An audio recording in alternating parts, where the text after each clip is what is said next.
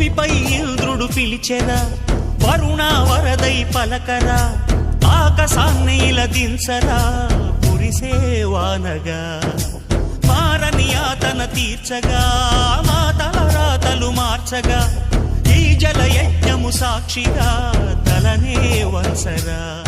మహారాజు తాని సమిధల్లి మారి నిలువెల్లా వెలిగెరా, భోగాన్ని విడిచి త్యాగాన్ని వలచి తాపసిగా నిలిచెరా.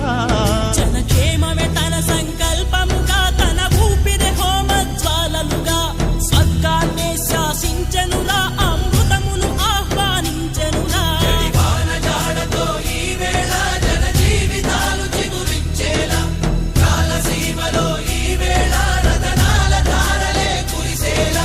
కల్లు కల్లు మని సిరిము వల్లే చినుకే చేరగా, జల్లు జల్లు మని పులకింతల్లు